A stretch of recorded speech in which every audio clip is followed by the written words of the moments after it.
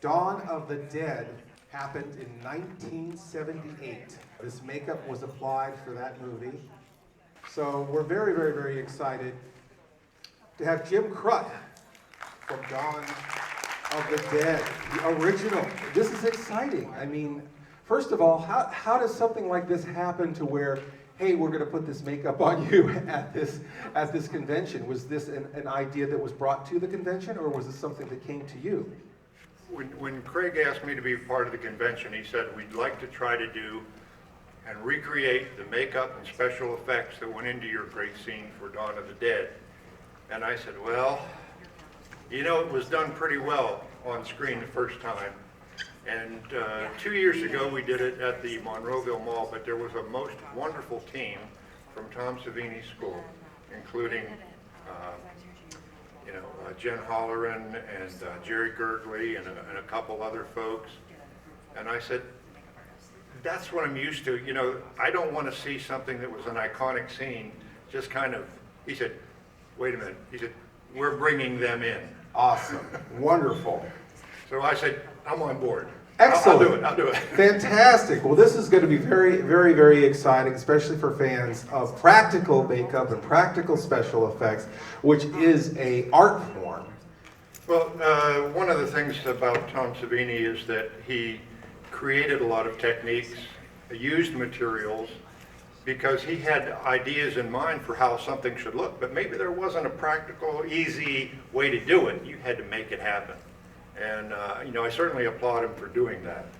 And he's got, a staff headed by Jerry here, that they've been bringing out a lot of talent in students for a number of years now, who have all been finding great places in the filmmaking and commercial industry.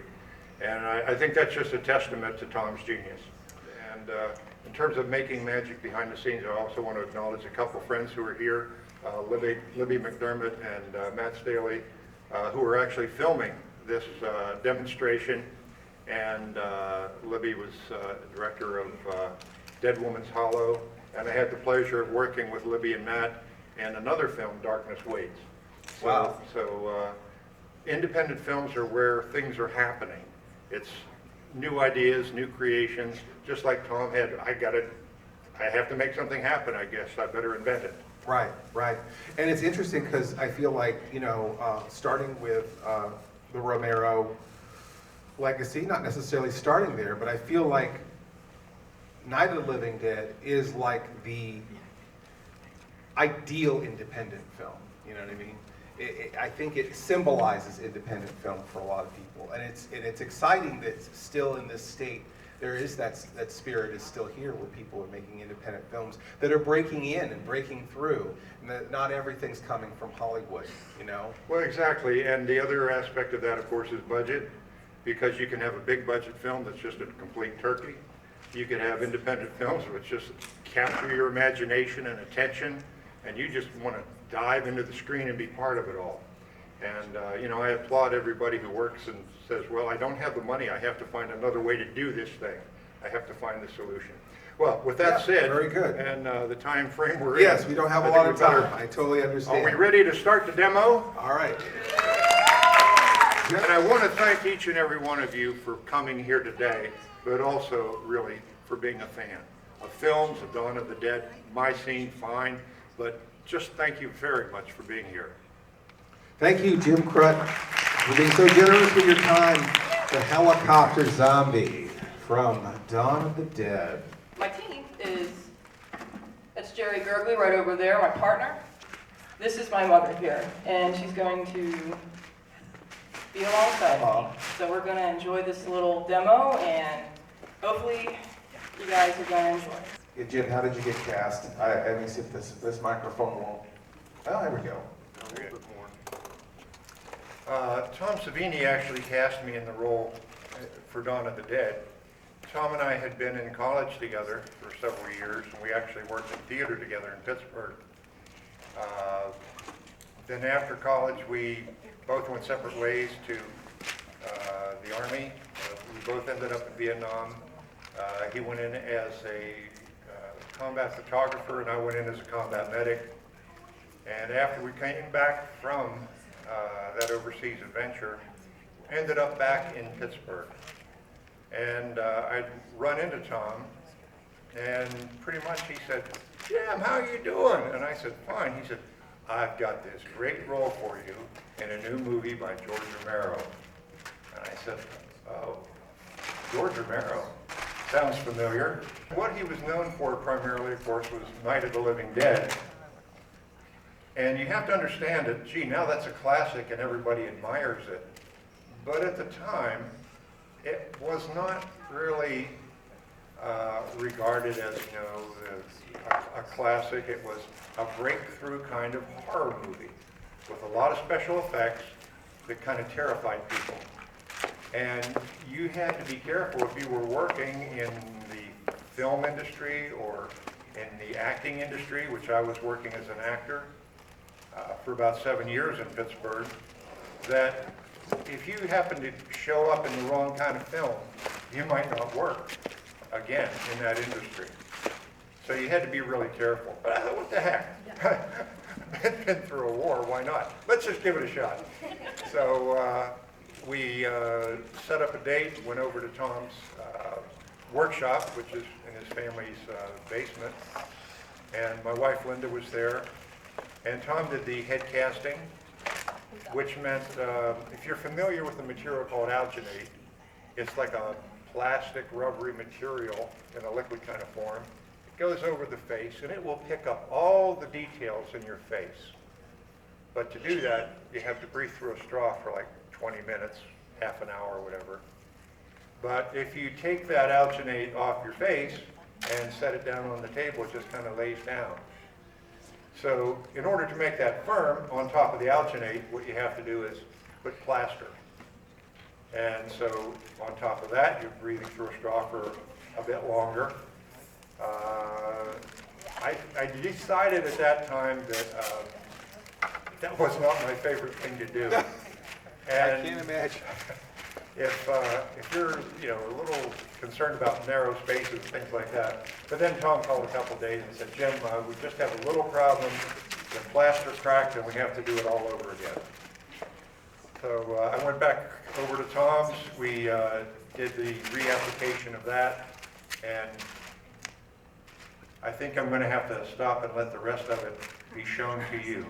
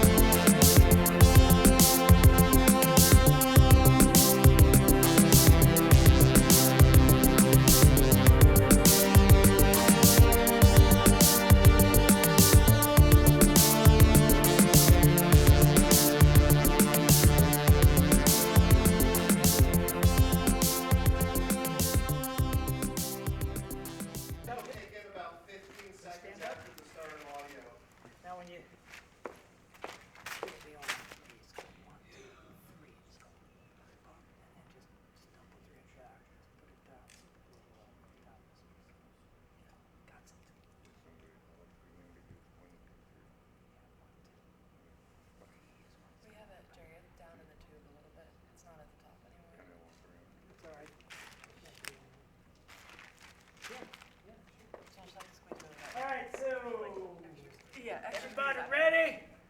Everybody ready? What? 15 seconds. Roger! 1, 2, 3!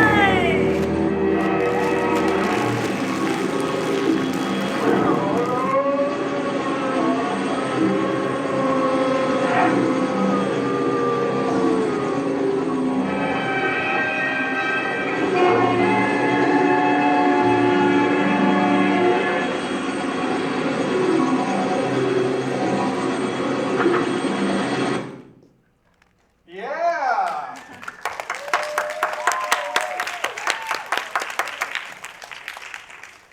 I felt like I was in that movie.